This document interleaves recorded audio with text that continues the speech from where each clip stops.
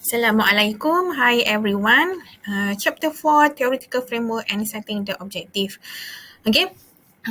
When we want to start our research, okay, we need a theoretical framework. Okay, theoretical framework will be a guideline, okay, of what are the analysis can be conducted based on the theoretical framework. Okay, what are the variable that need to be measured?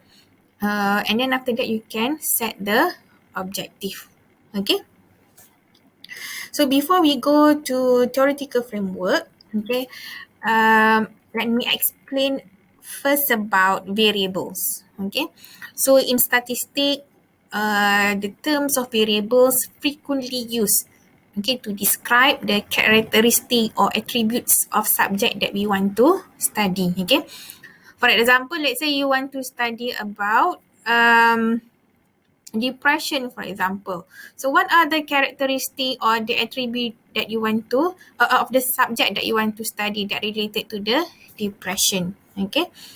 So you want to know about the gender, lelaki ke perempuan, okay, the level of education, okay, occupation, okay, bekerja ke ataupun tak bekerja, suri rumah ke bukan suri rumah, okay, married or single.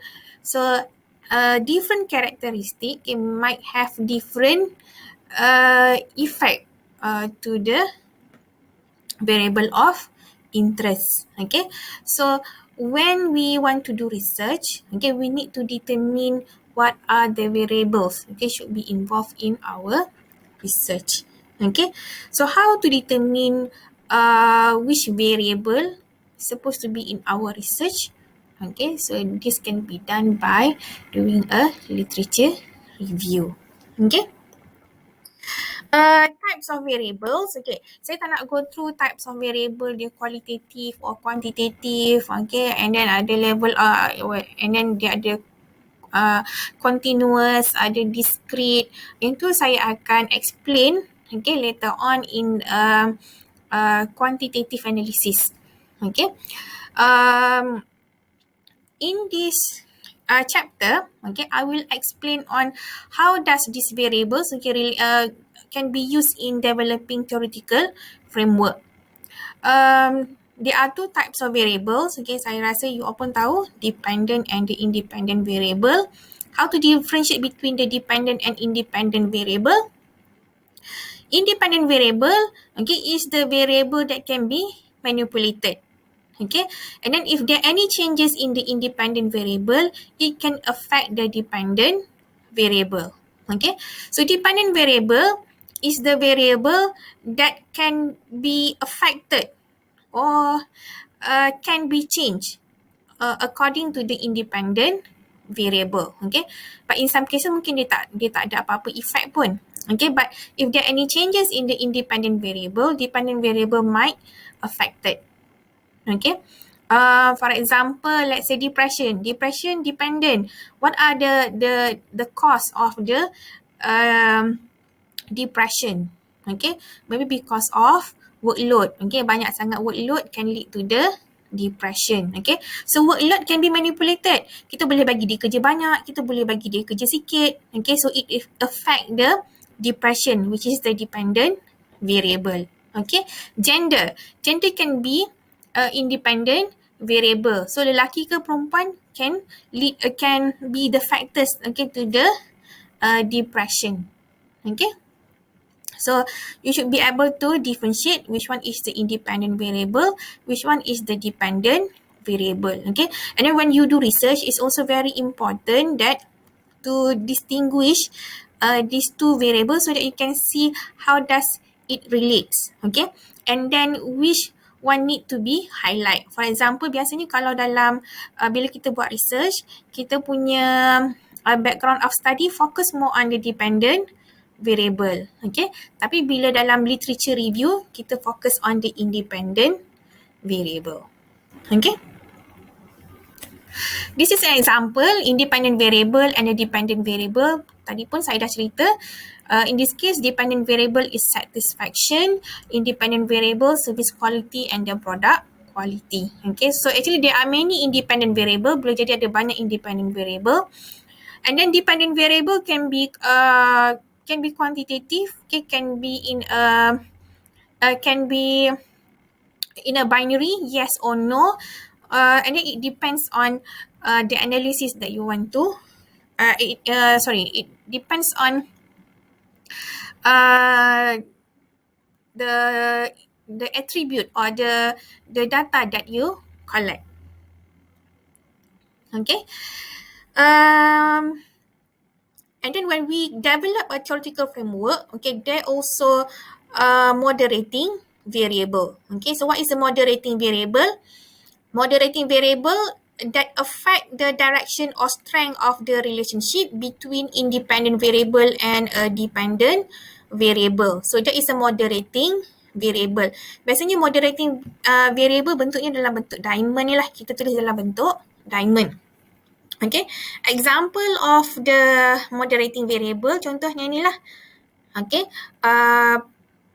there is a moderating variable, okay, which is gender, that affect the relationship between the product quality and the satisfaction. Okay, so how do we determine gender? Okay, is the moderating variable. Okay, so kita tengok contoh yang ni. Okay, so we use the Pearson correlation coefficient to illustrate. For example, we have these two condition, okay, scenario A and scenario B. Okay, tengok scenario A dulu. Okay, kita kata tadi gender, okay, is a possibility that it is a moderating variable. Okay, so macam mana kita nak tahu dia moderating variable? Okay, kita tengok dia punya correlation coefficient dia dekat sini. Okay, kita asingkan dia untuk male dengan for female. Okay, kalau untuk scenario A, kalau kita tengok dia punya product quality, correlation antara product quality and satisfaction, the correlation is 0.8. Okay, while for female, okay, the correlation between product quality and satisfaction is low, 0.1. So there is a huge difference in the correlation coefficient between male and female. So we can say that gender is a moderating variable. Okay, so if the case that the correlation, for example here, correlation between product quality and satisfaction for male 0.6, okay, while for female the correlation is 0.55. Okay, as you can see that the correlation adalah beza, but the difference is not significant. Okay, tak jauh beza pun. So therefore we can say that gender is not a moderating variable. Okay, intervening or mediating variable. Okay, mediating variable, okay, that theoretically affect the observed phenomenon, okay, but cannot be seen, measured or manipulated. Its effect, okay, must be inferred from the effect of independent variable on the observed phenomenon. That is the intervening variable. So the relationship of the mediating variable is something like this. Okay, independent variable, okay, relate to the mediating variable, and then baru dia relate to the dependent variable. Maksudnya dekat sini mediating variable ni, independent variable dengan independent variable, they are not related directly. Okay, so they are related indirectly using a mediating variable. Okay, for example here, okay, product quality dengan satisfaction. Okay, there's a possibility that there is no direct relationship between product quality and satisfaction. Okay, tapi product quality has a relationship with the service quality. Service quality ada high correlation with satisfaction. So therefore, service quality might be a moderate, might be the intervening variable ataupun mediating variable. Okay, how to identify an intervening variable? Macam saya kata tadi lah. Okay, kita tengok dekat sini. If the relationship between service quality and product quality is high, And then service quality and satisfaction also high, but the relationship between product quality and satisfaction is low. Okay, so we can say that the service quality is an intervening variable. Okay, but if the relationship between product quality and service quality low, okay, service quality and satisfaction low, but the relationship between the product quality and satisfaction is high, so the service quality here is not an intervening variable. So maksudnya kalau you nak buat relationship, so it's a direct relationship lah between product quality and satisfaction. So there is no intervening variable. Okay. Construct. Okay. Construct is attribute or characteristic expressed in an abstract or general way. Okay. Construct ni dia adik-beradik macam variable lah. Cuma variable ni kita boleh measure, we can observe. Okay. For example, kalau variable ni CGPA. Okay. CGPA kita boleh kira dia CGPA. Kita boleh nampak dalam bentuk number. Okay. Number of children. Okay. Apa lagi? Salary. Okay. Gender, lelaki ke perempuan, kita boleh observe dia. Okay. But construct is the attribute or characteristic yang kita tak nampak. Okay. Bukan tak nampak. Is abstract. For example, satisfaction, apa lagi? Depression, lagi apa? Awareness. Okay. So this variable are abstract. Okay, so kita tak panggil dia variable, kita panggil dia construct. Okay, so this is example of construct for self-esteem. So untuk construct, dia ada item lah. Okay, item.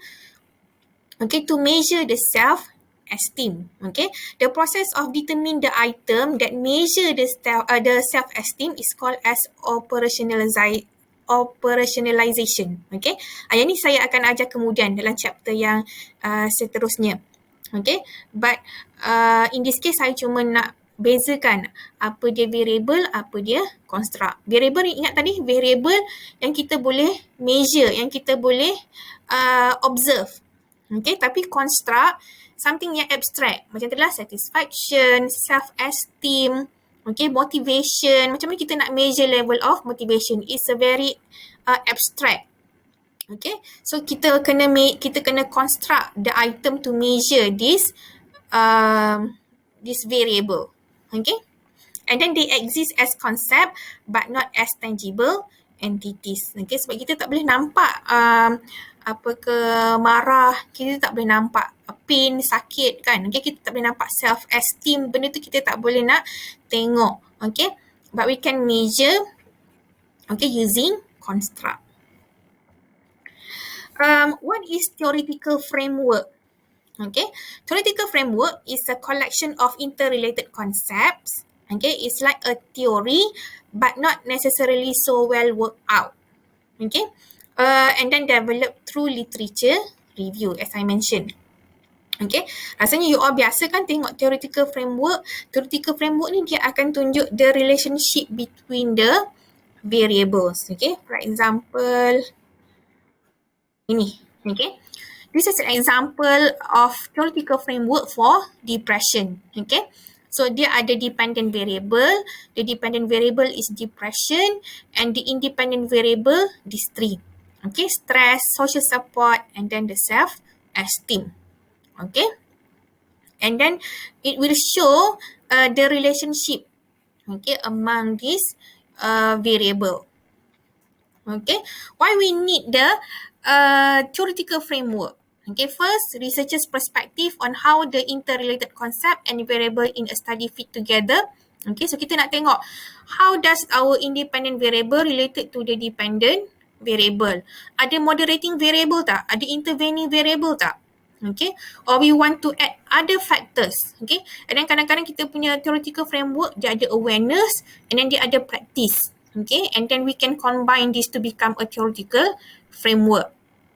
Okay, and then foundation of the study and the basis on which the entire research rests. Okay, so bila kita tengok theoretical framework tu, okay, it become clear apa yang kita nak buat. Kita nak tengok relationship, okay, we want to identify the factors, okay. We want to find or we want to make a comparison, okay, just by looking at the theoretical framework. And then biasanya theoretical framework presented in a schematic diagram macam yang saya tunjuk tadi ni lah.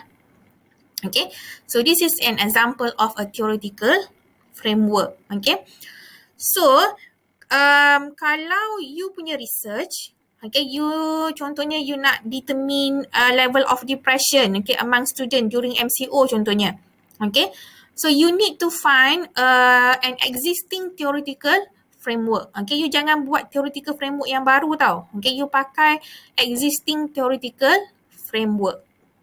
Okay, ataupun you want to determine the level of satisfaction, okay, using e-wallet, okay, during MCO for example. So when you want to develop a theoretical framework, when you want to do a research, okay, jangan buat theoretical framework yang baru, okay, cari yang the existing one. Okay, and then you just apply, okay, the research, okay, using the existing theoretical framework. Okay. Concept is an intangible image or symbolic representation of an abstract idea. Okay, construct contohnya kita nak construct advertisement effectiveness. Okay, so the concept will be brand awareness, consumer behavior, cost. Okay, so biasanya kita akan sebut, okay, we mention concept and construct when we develop a conceptual framework. Okay, so konsep ni sama juga macam construct, okay, tapi konsep ni is part of the construct. Okay, is an intangible image or symbolic representation of an abstract idea. Okay, so what is conceptual framework? Okay, conceptual framework is the total logical orientation and association of anything and everything that forms the underlying thinking, structures, plans and practices and implementation of your entire research project. Okay, maksudnya dekat sini conceptual framework ni is very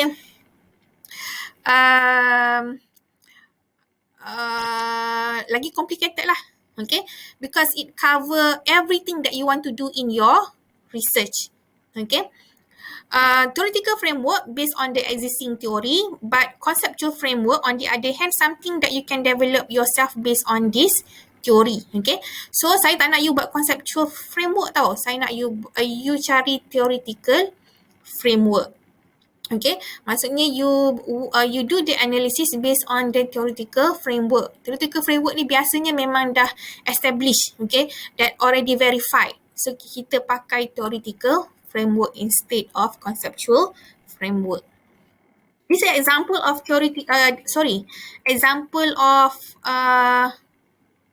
this is example of conceptual framework, not theoretical framework. Nanti saya betulkan, okay. This is an example of conceptual framework. Okay, kalau tengok dekat sini dia lagi detail. Dia ada input variables, okay, ada process variable, ada output variables, okay, and then dia ada setting, task, technology, and then what is the unit of analysis, is it individual or group, okay, and being discussed, okay, in one conceptual framework. Okay, so this is a conceptual framework. Kalau theoretical framework biasanya yang macam ni lah. This is theoretical framework.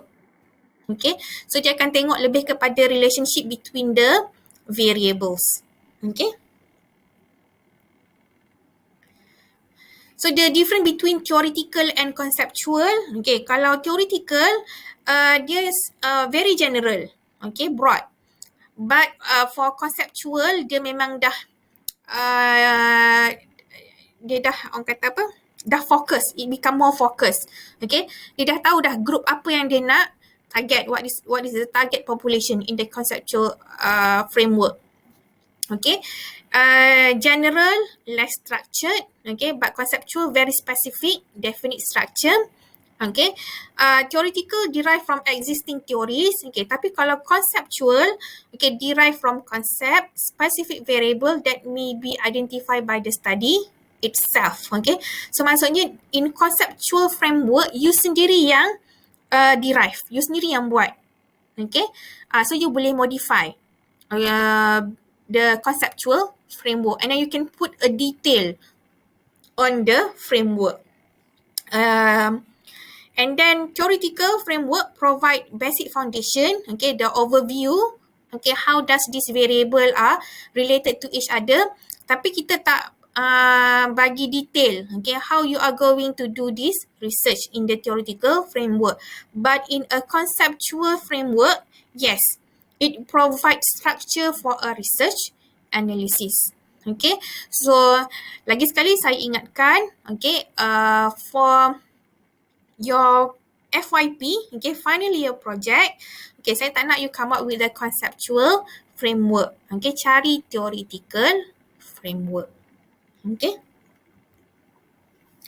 And then after, okay, you come up with your theoretical framework, okay, then you can set your research objective. Okay. How to set your the research objective? Okay, first, it can be derived from the theoretical framework. Kalau you ada theoretical framework, then you can set the objective based on the theoretical framework.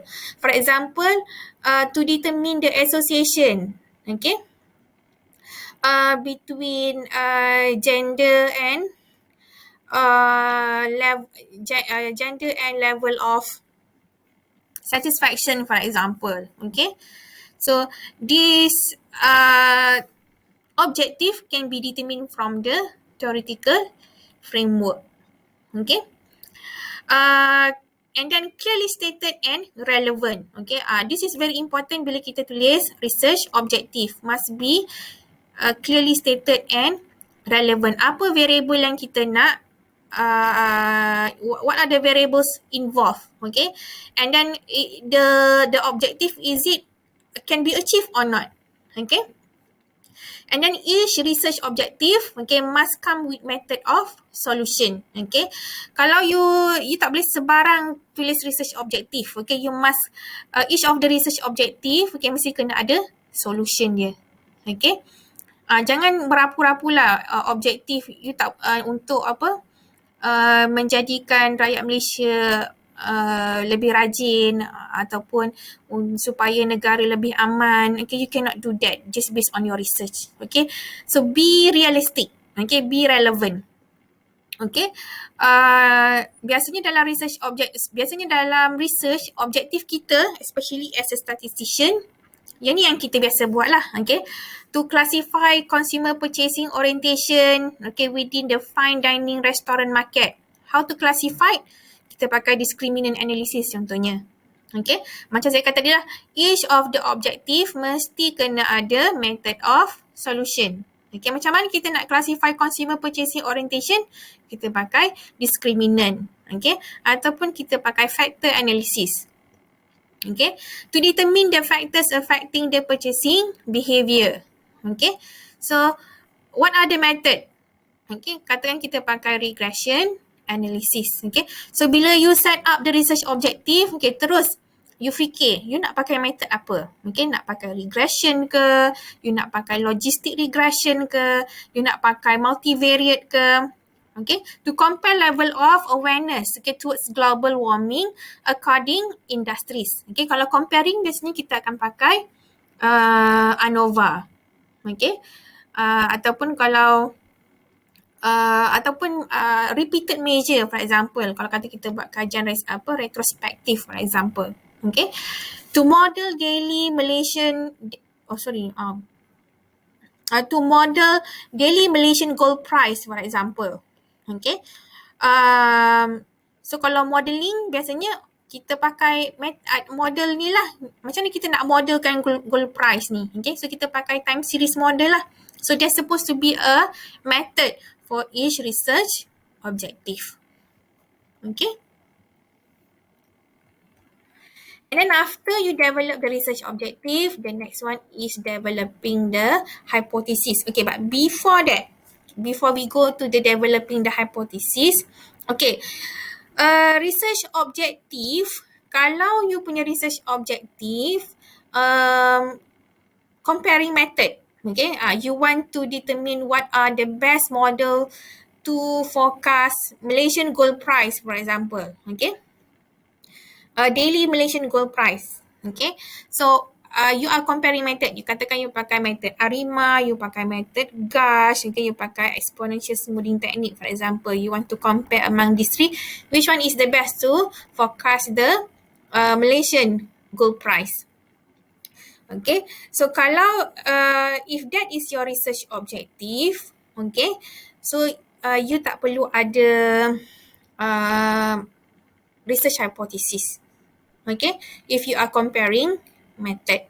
Okay, biasanya research hypothesis we develop, okay, if we have hypothesis testing. Okay, for example, kita buat correlation kan kita ada buat hypothesis testing kan. Okay, kita test sama ada there is a relationship or there is no relationship. Okay, ataupun kita test there is a significant difference, okay, between two groups. Okay, so kalau research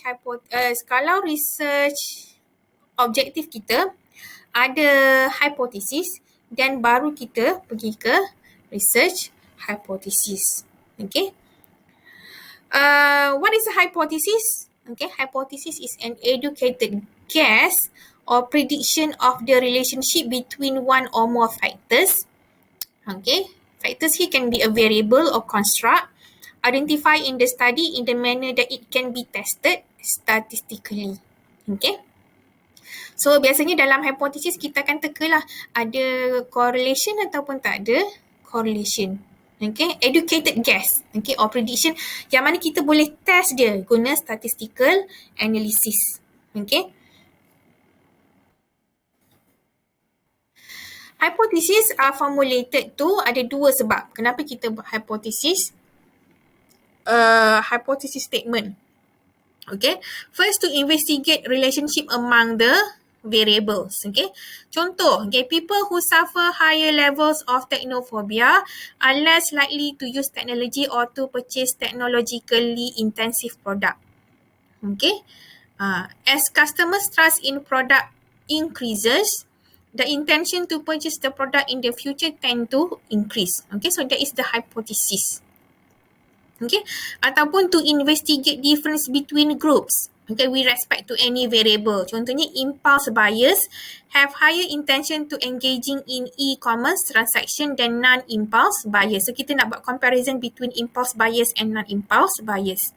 Okay, so if you want to do a comparison ataupun investigate the relationship between the or among the variables, so we can develop a hypothesis. Okay, form of hypothesis, okay, ada 4 jenis: if-then statement, directional hypothesis, non-directional hypothesis, and the null hypothesis. Okay, so what are the difference among the 4? Okay, if-then statement or proposition. Okay, to examine whether or not there exists relationship between the variables. Okay, so we can use proposition or if-then statement. Okay, apa beza proposition dengan if-then statement? Proposition ni macam ni. Employers who are healthier, okay, will take sick leave less frequently. Okay. Tapi kalau if-then statement, kita ada perkataan if lah, okay, dengan of course kena ada then. If employees are healthier, then they will take sick leave less frequently. Sebenarnya lebih kurang sama je, betul tak, proposition and if then statement ni. Okay, cuma proposition dia tak ada if then lah. Okay. The second one is a directional hypothesis. Okay. Directional ni maksudnya dia ada direction. Okay, the relationship and the difference, okay, that we want to study. Okay, kalau directional hypothesis, okay, the term frequently used, okay, are positive, negative, okay, less, greater than, more likely, okay, and etc. For example here, the higher the stress experienced in the job, okay, the lower the job satisfaction of employees. Okay. So ada direction tu dekat situ. Okay. Maksudnya kalau kita lagi stress, okay, the kita punya job satisfaction menurun. So ada direction dekat situ. Okay. So it is a negative relationship. The next one, the higher the motivation towards work, the greater the job performance. Okay, so motivation tinggi, so job performance also will be high. Okay, so it's a positive relationship. So this is what we call as a directional hypothesis. Okay, ataupun katakan you nak test. Okay, male workers are more motivation compared to women, for example. Okay. So that is a directional. Sebab ni you dah mention male is more motivate, okay, compared to female. Okay.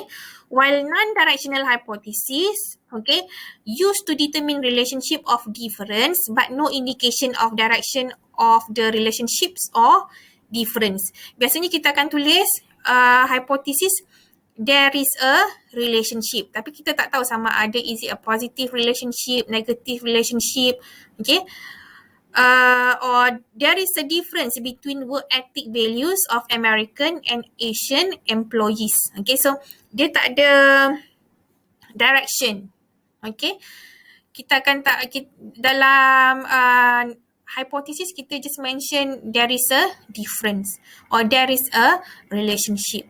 Okay, cuma kita tak tahu sama ada dia positif ataupun negatif. Okay, ataupun American punya work ethic value lagi tinggi daripada Asian employees, for example, tak ada. Okay, kita tak ada. Normally kalau non-directional hypothesis, if we don't have any idea, okay, which one is better. Okay, and finally, you can use null and alternative hypothesis. Ni biasalah kalau null hypothesis.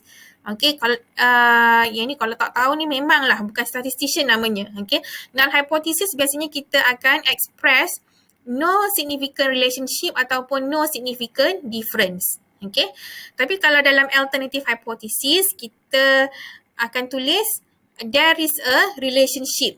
Okay, or there is a difference, okay, between the two variables or between the two groups. Okay. How to write research hypothesis? So biasanya kita akan tulis, katakanlah you ada 5 objektif, okay, and then each of the objective ada, this is each of the research hypothesis. So you tulislah H1, H2, H3, H4, H5, okay. Ataupun katakanlah you cuma ada you ada 2 research hypothesis, okay, tapi yang research hypothesis yang kedua tu sahaja yang ada, you ada 2 research objektif, tapi research objektif yang kedua tu sahaja yang ada research hypothesis, pun tak ada masalah. So you tulislah H1, H2, H3, H4, H5. Okay, ataupun you boleh buat research hypothesis according to the research objective. Okay. And then the next part, okay, is to write the significance of study. Ini semua dalam chapter 1 lah, okay. Write the significance of study by looking into the general contribution of your study. Okay, bila kita buat research, okay, kita kena bagi tahu kita punya research ni siapa yang akan dapat benefit. Okay, apa kepentingan kita punya research. Okay. Biasanya kita akan tulis general contribution, okay. Maksudnya your research ni contribute to who, okay, kepada organisasi ke, okay, kepada pekerja, okay, kepada individual ke, okay. Biasanya kita akan atas, biasanya kadang-kadang kalau benda memang betul, kalau memang betul you punya research ni, katakanlah you buat level of depression among student, okay. So your punya research ni maybe can help or can be a guideline, okay, to the organisation, okay, to the higher authority, Okay, contohnya apakah UiTM lah. Okay, daripada UiTM and then maybe to the ketua jabatan, okay, daripada ketua jabatan and then to the lecturers, okay, and then to the student itself, okay, how does this research, okay, can help the students, okay, and then normally, okay, kita akan tulis kita punya research, okay, can be a reference, okay, to a future research, okay, can add to the body of knowledge, okay, sebab kita buat research ni kadang-kadang walaupun dia tak contribute, okay, to the society, katakan tak contribute pun ke society, okay, but it can be used, okay, by the other researcher to improve, okay, or to use your research as a reference. Maksudnya you dah pernah buat dah depression among student, you already take into consideration 5 factors, okay, tapi you tak buat satu lagi factors, so maybe the other researchers might consider, okay, other factors that may lead to the depression, okay. So, dalam research mesti kena mention significance of study, how your research can contribute, okay, to the society, okay, to the individual, macam tadi lah. Okay, so biasanya kita akan kena, kita buat ikut ni lah, ikut flow. Biasanya secara general dulu, okay, and then to the specific, okay. So this is an example, okay, of how to write a significance of study, okay. This is the research about mathematics, okay. Okay, the finding of this study will redound to the benefit of society, considering that mathematics plays an important role in science and technologies today. The greater demand for graduates with mathematics background justify the need for more effective, life-changing teaching approach. If I'm mistaken, this is about teaching approach in teaching mathematics. Okay, so adakah dia boleh improve the performance of the student in mathematics? Okay, so how does this research can help, can contribute, okay, to the society, okay, to the administrator, to the teachers, and then to the researcher. Okay, and then kalau tengok dekat last sekali, does a new theory on learning mathematics may be arrived at? Okay, so this is how you write a significance of study. Okay, so sebelum saya habiskan saya punya lecture hari ni, okay, so remember, saya nak you siapkan chapter 1. Okay, so remember chapter 1 kena ada, chapter 1 nama dia introduction. Okay, must consist of background of study, 1.1 background of study. 1.2 is the problem statement. Okay, 1.3 is 1.3 is a research objective, okay, and then 1.4 is the research hypothesis kalau ada, okay. If you have research hypothesis, then tulis research hypothesis, okay. And then the last one is the is the significance of study, okay. So mesti kena ada this. Yang wajib ni 4 elemen ni lah, okay. Background of study, problem statement, research objective, okay, and the significance of study, okay. Research hypothesis, kalau you ada theoritical framework, okay, you nak study the relationship, you nak tengok association, then you kena ada research hypothesis, okay. So I guess that's all for this week. Okay. So hopefully you dah ada strong idea, okay, what you are going to do for your FYP. Okay. Nanti saya akan ajar how to gather information, how to find journal, okay, that related to your research. Okay. Thank you.